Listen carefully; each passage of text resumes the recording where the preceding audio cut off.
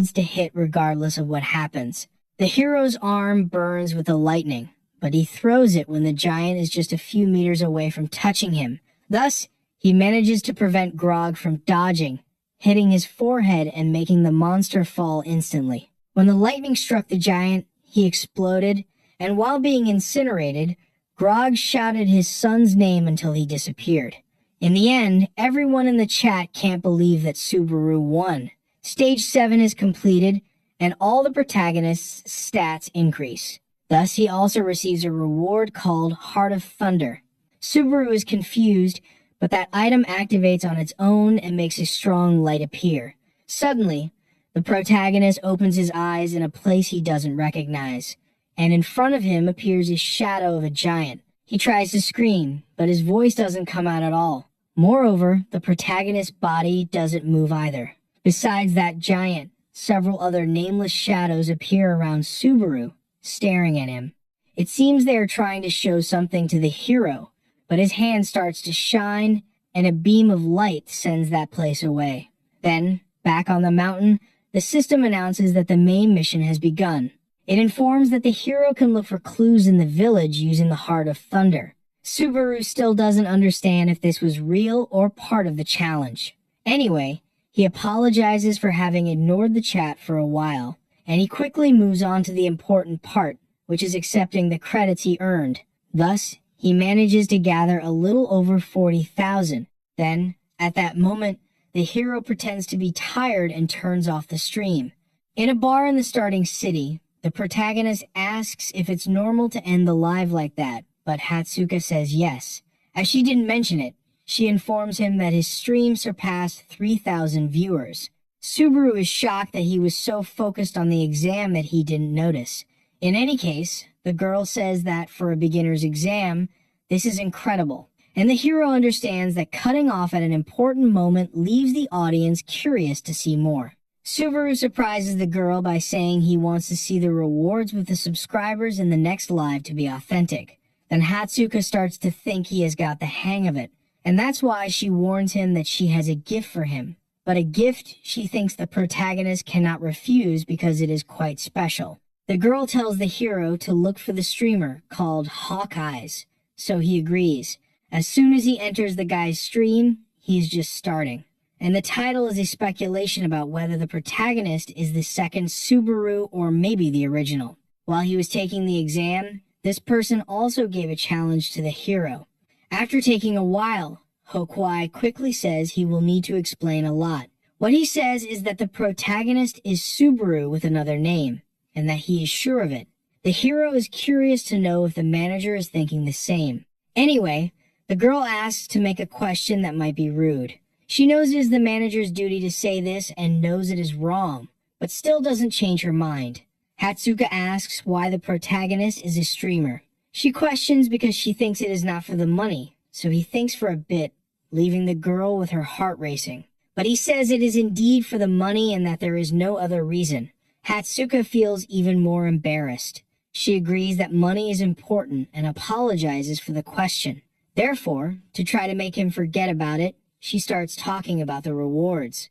Hatsuka gives some information about Hokwai, like him being a long-time contractor, and lays out everything they planned together for Subaru's future. It was decided that Hokwai would share the profits with the boy because he would do reacts to his lives. Then Subaru happily says he only hears good news in this agency. The girl gets embarrassed and he says this is not a normal bonus. That's why Hatsuka asked if Subaru would want to work with Hawkeyes. On the way home, the first thing the protagonist thinks is that maybe he shouldn't keep wearing the mask all the time, and that he doesn't need to focus on wanting money. He feels embarrassed, but the more he builds new relationships, the less he knows what he should hide. In any case, for now, with these 40,000 credits, he raises the greed bet to level 4. However, now with only 120 credits, he will need more money. At least when he lies down, he remembers that he will have the collaboration with Hawkeyes. Speaking of which, he takes out that flower he got from the museum, thinking that his companion must already know. In the manager's room at the company, she hides her face in the pillow even when alone because, for some reason, she got excited by what Subaru said. Her mind invented the reason for him wanting money, that the boy must have someone sick or something like that. Therefore, despite being curious, she shouted that she wouldn't ask anymore. In fact, the moment Subaru said that only good things had happened was also striking. So she replied that she also liked him, venting her feelings with a punch on the bed. And she ended up with the impression that Subaru was a wonderful and noble person. Sometime later, on the 7th floor of the tower, inside a castle, a person trains his body. Meanwhile, he watches the stream of Hawkeyes, who said that the hero was like the Subaru of the past. However, this guy doesn't like that, especially since he doesn't even know who the streamer is from the comments. A subordinate informs that it is a rookie who already has an average of 8,000 views, so the Blue Zone guy remembers that he did that in the past too. As they talk about the player, he understands that Subaru is the guy who supposedly mastered electricity. From what he sees in the recording of the stream, he agrees that it is impressive, because it reminds him of what Sako Shuhei used to say, "Do not let your eyes stray when throwing a spear." Amon explains that he tried to learn everything from the Blue-Eyed Lancer. After all, everyone who was part of that guild was the best of the best. For some reason, people forgot that it wasn't just Subaru who was a monster, and that their deaths were suspicious. Hokuai continued saying that he didn't need to explain anything more. Then Amon and the subordinate get irritated, thinking that the streamer is trying to go viral. The player turns off the TV immediately and asks why he had to watch that program. However, the subordinate explains that it was the guild leader who requested it. The thunder is the symbol of the Blue Eyes, and the Blue Eyes are the mother guild of the Blue Zone. The subordinate says they managed to get information about the hero being crazy for money. That's why he takes a cloth off a pallet and shows the player 100 gold bars. Then Amon is startled, but not because they are going to spend so much on the contract, but because Subaru only wants cash. Returning to the Thunderpath challenge, since the city is destroyed, people need to fix everything. The blonde leads the knights to help treat the injured and distribute medicine. But that worried face becomes happy when he sees the protagonist arriving after the battle. Peleus says they were very worried when he fainted in front of the village. Then, the hero says he still feels a bit unwell, and the friend understands. Changing the subject, the hero asks to talk a bit, so the blonde suggests they chat later. This makes Subaru think it's really nice, and the chat wants the two to get married. Back in his room, the protagonist starts looking at the rewards. First, there was that heart of electricity that increased resistance to thunder and the power of electric attacks. But no one in the chat knows if the protagonist is happy or sad about it. Subaru was left speechless because the item was perfect for an electricity user. It was really amazing. Finally, the blonde knocks on his door, so he tells him to come in. What's different is that the knight enters with a basket of fruit in hand, and asking if the protagonist rested well, as if he were his girlfriend. Anyway, the two don't touch the fruit and go to talk. Subaru asks if the legends were true, then the blonde says apparently yes, and thanks him. That's why the hero mentions he found something on the giant's body, an item called the Heart of Thunder, which greatly frightens the blonde. Subaru obviously asks if the friend knows anything, but he says no, which, after that scare, doesn't fool anyone. Peleus tries to say that all his knowledge comes from legends that are usually lies, but he says he at least remembers two legends well. The first was that the bearer of thunder would appear and defeat the giant, just as the protagonist did by defeating their leader. And the second was from long ago when gods and giants fought over thunder. This was more like a legend within legends, and it spoke about the war that happened where the giants were defeated. So, this Heart of Thunder of the protagonist was probably created by someone. The creator doesn't appear in the legends, but seems to have a purpose. Peleus says it's for humans to be able to use lightning, and that they need it to be able to fight against the gods and giants. That's why the blonde believes this is an item to level the playing field. When the story ends, the system announces that the Thunder Path is over. The hero earns 17,000 achievement points that increase his thunder skill to level 3. His body begins to shine, and the blonde becomes desperate. Then, suddenly, the protagonist disappears and is teleported to the 3rd floor called Ordinarl. He materializes there with a kind of teleportation base.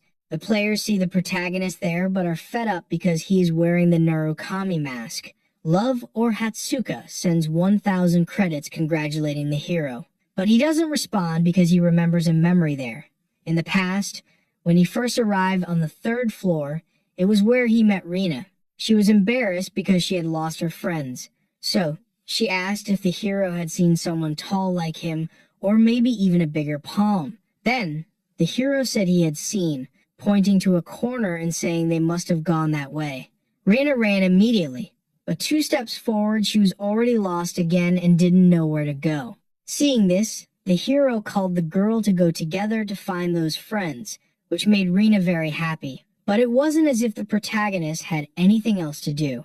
Thus, the two introduced themselves. But despite it being a nice moment, he thought that if he hadn't helped, maybe she would still be alive. The chat asks what Subaru's feeling, but the hero doesn't explain well because he feels very guilty. So, just to inform that the next broadcast will be with the Hawkeyes, he ends there. In a restaurant on the 3rd floor, someone appears at the protagonist's table after a while, apologizing for the delay. John comes in place of Hatsuka because, aside from when the system moves someone up a floor, it takes time to travel. Anyway, he introduces himself as the director of the entertainment company. Then, the hero says he has heard of him from the manager. Normally, the president leaves these conversations to Hatsuka, but he wanted to see the hero in person, especially since he was the second to make the girl so excited. And, logically, John said that the first one was the blue-eyed Subaru. The president says that the girl has very high demands to be interested in someone, and he also asks to make a different question. He asks if the protagonist is interested in a guild called Blue Eyes, and he is shocked. From the reaction, the blonde realizes that the boy is interested. In fact, this is one of the reasons the president wanted to see him. And another reason was that in 5 days the reward for a tournament on the 3rd floor would be released. But when the protagonist sees what John is talking about, he gets very irritated. When our hero finished the live stream, Rina complained that it ended too early. She got curious and went out to stroll in the forest in front of the cabin. Then, after a while, when she found Shiger, she asked if she was done, and the girl replied that yes. Rina asks what her friend is doing. Then she says she is thinking, because in front of the two, there are some warriors who have frozen, and she still doesn't know if she should kill them or let them live. Rina says that her friend should kill them, but the other isn't sure, especially because, if it were Kazuki's doing, he wouldn't send small fish. But leaving these assassins alive could also be a problem. Rina, for her part, doesn't like the idea of their location being exposed by these guys. Because of this, she summons several blades from the ground with her magic, and using a hand gesture, aligns them all. Shiger tries to shout for her friend not to do anything, but Rina doesn't even think. She throws those blades at the frozen warriors, destroying all of them. Until in the end, only some pieces of ice remain. Rina says that, regardless of whether it's the blonde's doing or not, they can't send assassins back. She also says that her friend's indecision is bad and that she needs to be more rational. Changing the subject, a message arrives on Shigeru's player kit, but when Rina sees what it is, she is first shocked and then very furious. The two get irritated, but Rina much more so, especially since they were selling Toshia's shoes. Shigeru calms her friend down by saying it's a trap to catch them. Some know that they are alive somewhere, but even so, they can't just do nothing, and Rina understands what her friend is saying. Shigeru claims she isn't good at doing things secretly, but that her friend is. Then, Rina says that her colleague talks too much and that she already knows what she has to do. Before, Shigeru grabs her arm, explaining that she doesn't want the girl to go in recklessly, because, in fact, she thinks it's better to steal when the winner is decided. Returning to the conversation with the hero, what John showed that weighed on the mood were the same shoes. He thought Subaru would be interested, and the protagonist really wanted to be. But he wanted it a lot, not for the reason the president thought. In this case, John says that it will depend on the result he achieves. The president says that, since the hero is a fan of Subaru, They can create content by going after this item. But the protagonist was only thinking that it was very bold to use Tashia's items as the prize for anything. John doesn't understand all this anger from the hero and becomes worried. Then, Subaru says he will follow the content idea, which cheers the president up a bit more. At that moment, the hero stands up saying he will go get things ready. Then, John shouts from afar that he will be cheering for him. But Subaru didn't even hear because he was just thinking that he had to get that item at all costs. In the protagonist's room, he thinks about what kind of event this tournament will be. Subaru thinks it will be good if it's something individual, but he also knows he can't be that demanding. Suddenly, Hatsuka knocks on his door. As the manager finally arrives, the hero stands up and thinks about grabbing the mask. Thus, the two meet, and Hatsuka is well-dressed and embarrassed as always. The problem was that the protagonist was wearing the mask up to that point. Subaru invites the girl in, and she almost explodes with embarrassment. But to him, it doesn't make sense not to come in if it's to talk, so the girl accepts, still with a very red face. Inside, before they exchange a few words, Hatsuka observes that his room is quite minimalist. She feels shy because he doesn't say anything. But what the hero thinks is that the girl's mana is huge and that she isn't a normal manager. Hatsuka asks if there is something wrong with her face, but the hero says it's nothing and starts asking about the tournament. Then she pulls out some papers, apologizing. Hatsuka explains that the tournament will be in a battle royale format where several players will fight for a prize. Like in an individual competition for the hero's luck, Hatsuka warns that the gym will be in the virtual exam area and that participants need to be at the 3rd level and pay 1,000 credits. Additionally, she has already sent the materials to the hero, so when he looks in the kit, he has an idea of what he needs. Subaru thanks her a lot, but she says it's just her job. Moreover, the girl asks if the protagonist heard the message from the director. It's because they had sent him a message from the Blue Zone. At that moment, the protagonist remembers the damn Kyojo Kazuki and starts trembling with anger. The girl says they want to meet the hero and that they sent an email to the company. They probably want to meet the boy and negotiate by offering better payments. But Hatsuka can't believe it when Subaru tells her to ignore them. The hero said he had no intention of joining this or any other guilds. That's why the girl celebrated as if she had just won a big prize. She confesses that she was afraid to tell him and that Subaru would end up leaving. But since he didn't want to, Hatsuka tells the hero to enjoy the collaboration with Hokwai and leave celebrating. In the end, for an employee to be so dedicated to her work, Subaru thinks well of her, even though the girl is like that for other reasons. In a place that looks like a stage, the president waits with the Hawkeyes. Today's event was going to be the original versus the Subaru of now in a talent comparison. Hokwai comments that it seems like good entertainment, but John thinks that if the hero loses, it will look bad. Still, the streamer has no doubt about the skills he has seen and remembers that so far he hasn't lost a fight. In the end, both understand that it will depend on the protagonist's effort. Then, at that moment, the manager arrives greeting both of them with Subaru right behind. Hokwai is also happy because this is a chance to become more famous, so he extends his hand to the hero, and since he seems not to be paying much attention, he introduces himself. Thus, the protagonist greets the guy, and Hokwai says he is a fan of his, even though he is a newbie. John asks to save that talk for later and to start the broadcast right away. Then Hawkeye starts with 1,300 people live saying hi to everyone. At that moment, the views jump from 1,300 to 12,000, which, while good, is concerning. Anyway, he remembers that today is the collaboration everyone is waiting for. And listening, the protagonist appears on the screen and introduces himself, making people curious about his face. That's why Hokwai says that neither he nor the manager saw it, but at least the protagonist answers the question, saying he is quite handsome. Hawkeyes is going to be anxious because the hype in the live stream keeps growing. He sees that the vibe is really cool, and Subaru also responds that he doesn't have a girlfriend, which relieves Hatsuka. Anyway, without further ado for the main event, with 20,000 people live, they start the test. A bunch of lights turn on, and several battle robots are shown in the gym. To explain the reason for the test, the streamer warns that it is perfect to know the control the hero has, and that secondly, it's good because the record of the real Subaru is still there. As the chat asks, the hero says he thinks he can beat the record. Then, finally, those stationary war machines suddenly start moving and all jump towards the protagonist. Despite everything the hero has done, the chat doesn't trust much that he will beat the record.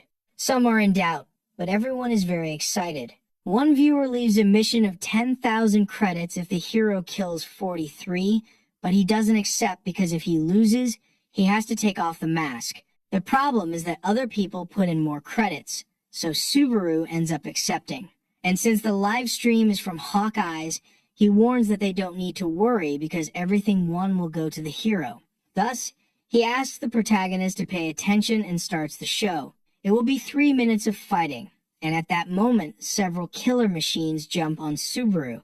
He activates his thunder power and starts defeating several at once, then grabs one machine's head and crushes it into the ground. Everyone is shocked that the hero eliminates the enemy without needing to use the sword. But he draws the demonic sword and manages to cut down half a dozen in one attack. The chat is stunned, but the machines keep appearing and coming at the protagonist. After 1 minute of the 3 minutes, he jumps over the enemies, just like he used to in the past. So, in an aerial battle, he grabs the demonic sword, channels lightning power into it, and strikes the ground, sending all the nearby machines flying away. In half the time, the hero has already managed to kill 26, which was quite close to second place. Then the chat started crying over the credits they were about to lose. On the scoreboard, with 13 seconds left, Subaru has 41 kills, and he continues to defeat those machines. With one more sword attack, he makes 42 kills, but he gets tired, and with only 3 seconds left, he knows he needs to keep going. So the boy uses all the strength he has and defeats one more enemy. Thus, time runs out and the gym scoreboard shows 43 kills. The challenge ends, and although the hero didn't kill any more, since he tied the record, it now rises to the top. This was a historic moment, so the stream already had 40,000 viewers. Hokuai runs out, unable to believe that the protagonist tied. He almost faints from excitement, and the chat starts to respect the hero more. Moreover, they also respect Hokuai more for seeing that he isn't a sycophant. Anyway, the streamer announces again that he is streaming on his profile, but suddenly Reinhardt sends a gift of 10,000 credits, and it drives all the viewers, besides the Hawkeyes, completely crazy. Hokuai can hardly thank him properly for having a ranker watching his live, and Subaru remembers who he is. In another gift, the ranker sends a message saying he always watches the hero's streams. Because of this, the protagonist thinks that his father must have found out what he did. But continuing, Reinhardt asks if the boy is interested in doing a collab. There's a silence when this proposal comes. John and Hatsuka signal for the protagonist to accept, but he declines, saying he needs to focus on his goals for now, which almost makes everyone have a heart attack. After saying this, Subaru changes the subject, asking his friend to clean up the mess, and leaves without saying anything more. John and Hatsuka ask why the protagonist didn't accept. John explains that collaborating with rankers of this level is something that almost never happens.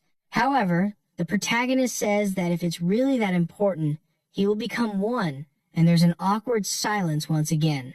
Hokuai quickly says that everything was very good and that he will send the boys money, but he also asks to make a question. The streamer comments that Subaru didn't seem as well as in previous times, so Subaru is surprised that he noticed. And since there's no way to escape, he explains that whether he won or lost, he was screwed. In fact, the focus of the live was to grow more, but breaking all the records wasn't good. If he had won, he would gain quick fame, but the rivalry would die. Now, if he had lost, people would say that Subaru was a braggart. That's why the hero sought a result that wouldn't cause any problems. Staying right on the fence was what he thought would be best. Thus, Hokuai asks if the protagonist could have broken the record.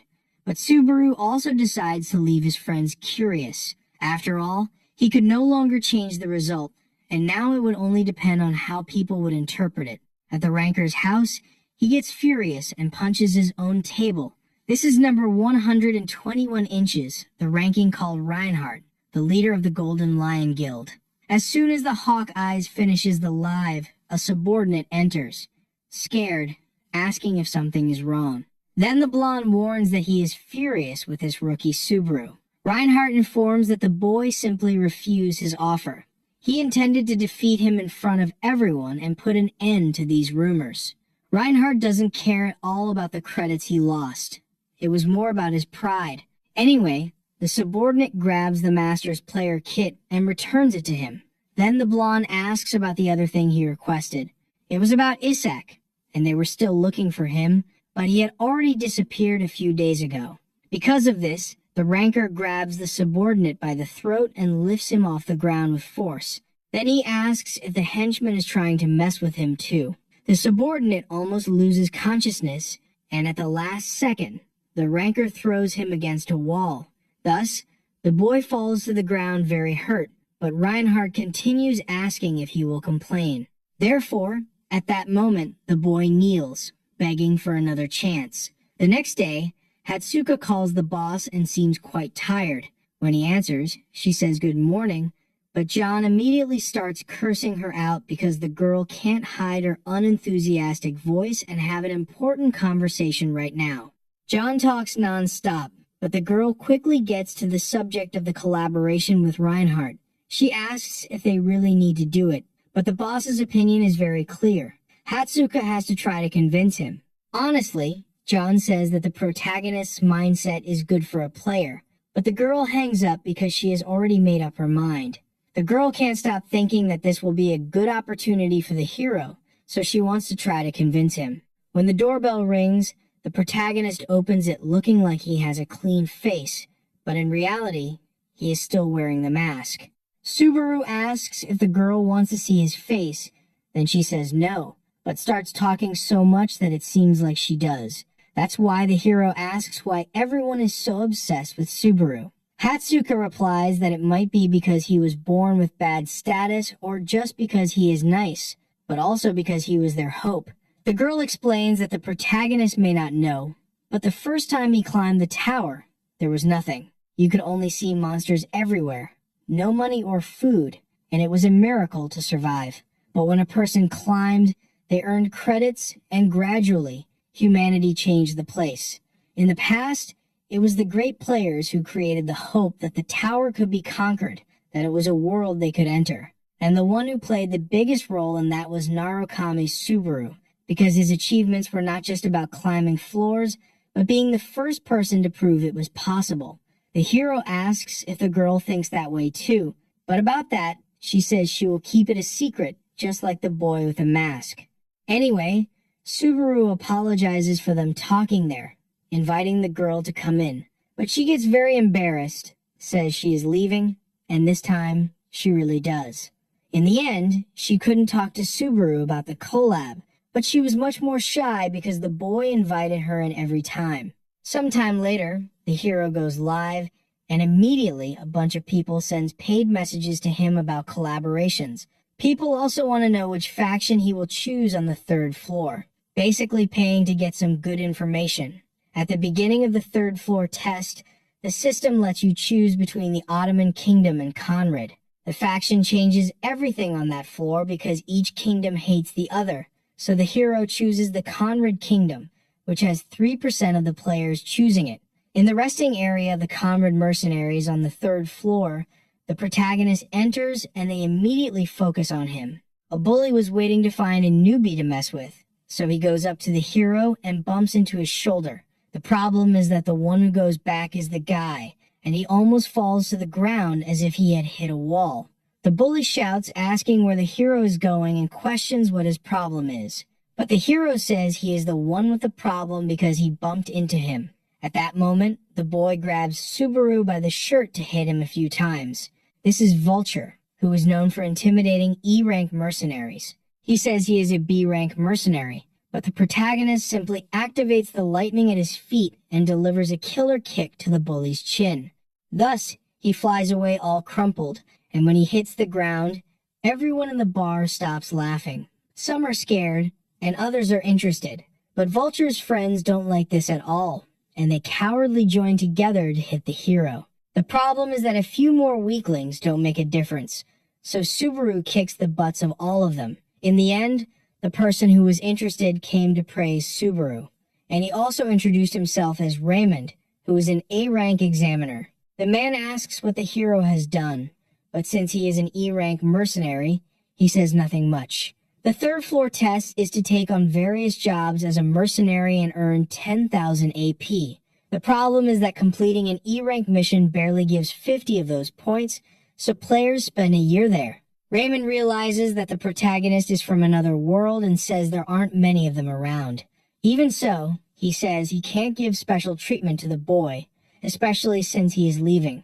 Subaru, however, knows a way to pass faster that he wants to test now. He says he can fulfill a man's dreams and explains that he is talking about making the Thunder Cave belong to the Conrads. Raymond shouts immediately because only A-rank mercenaries take jobs there.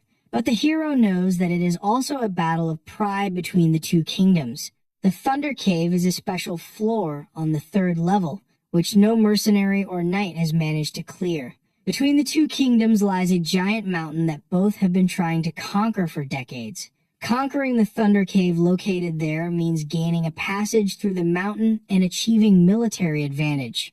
That's why the hero says he will clear the place if he earns a rank, a title. Raymond thinks a lot because the boy might take advantage, and the hero considers taking out the old man if he wants to cause trouble. However, that's not necessary because Raymond says he will write a letter of recommendation. After all, raids always need strong men fighting. Thus, Raymond warns that the protagonist needs to wait for the group in 5 days. Suddenly, 3 subscribers of the hero send a total of 35,000 credits for him to clear the dungeon alone. Unfortunately, in 5 days would be exactly when the tournament would end. Raymond, for his part, still says he can't believe it. He confesses that he challenged the cave when he was younger but lost half of his group. Then he gives the letter. But the hero says that this won't happen again because he plans to go alone. Raymond shouts that the boy is crazy because the minimum to challenge the place is 20 people. But Subaru calms the old man a bit, giving the excuse that he doesn't want to use their forces. And he warns that he has no comrades, but for a short time. At the top of a mountain, Reina comments that she is increasingly impressed with how much the hero resembles Subaru. She watches the live stream, and the protagonist says he won't take on other missions. In fact, he says he will stop streaming for a while, and he simply turns off when Reina was enjoying watching on her way to the 3rd floor. But she also finds it funny because the real Subaru would do the same. He simply does what he wants, exactly as it would be if his former leader were a streamer. And since he somehow learned that the hero will also participate in the tournament, he thinks it's good to have a chat, and obviously hopes he won't manage to get the item. Later, on the 3rd floor, Hatsuka praises the hero, happily saying that the protagonist has gotten the hang of imitating Subaru. If he also just took on some normal jobs, it wouldn't be fun to watch. Hatsuka asks what the boy will do next, then he says he will hunt until the tournament starts. After all, he also wants to gauge how much thunder he can use with his current level, and then fight to prevent someone else from getting his companion's item. In the afternoon, Ginzaki Naoto from Blue Zone looks for Subaru, very irritated about having to talk to him. He doesn't care if the boy conquered the thunder because he didn't even want to be on this floor. Anyway, when he enters a bar, it's John who is waiting, sitting with a good beer. The two sit down to talk, and the president says he knows Ginzaki wants contact with one of his streamers. Ginzaki, for his part, gets furious just that the protagonist isn't there. John warns that he is taking care of his own business, but the Blue Zone guy doesn't think there's anything more important than his guild. Anyway, the president reminds him of the declaration the hero made. In fact, Ginzaki wanted to talk to him personally to negotiate better, but he starts to think that it's John who is making it difficult for the two to meet. Ginzaki bangs on the table, saying he can see when someone wants to keep the golden goose. But he asserts that the hero will be better off in a big guild rather than streaming. The problem is that John disagrees on this point, especially since he knows Ginzaki for going after players who work streaming. Ginzaki tries to say that he doesn't want to make Blue Zone an enemy of Sutton, but John warns that they prioritize their employees and their decisions above all else. For an adult man, Ginzaki says that the president is being very naive. However, John counters by saying that in this world, there are people who are not intimidated, and showing a bit of his aura, tells the young man to leave. Ginzaki immediately feels the pressure of the president's power and stands up, trembling a bit. He shouts that John can't just order him to leave as if it were nothing, and the president doesn't care at all. That's why Ginzaki warns that he will make the old man regret it, but John even mocks him, saying he is scared to death. 3 days later, on the 3rd floor, in the nest of sky serpents, a big mess happens because of the hero. Without needing to wear the mask, he hunts one of the largest snakes in the nest. With one attack, he opens a hole in the monster's mouth, making it scream in pain. Then the hero returns to his sword and, saying he has already tested enough, advances, saying he will finish this quickly. Thus, the protagonist jumps onto the open mouth of the monster and invokes a very strong thunder that defeats the boss of the sky serpents. The protagonist levels up and his stats do too. Moreover, he gains a serpent fang worth about 10,000 credits. Subaru is now at level 35. He has leveled up 9 times in 3 days, which is very good.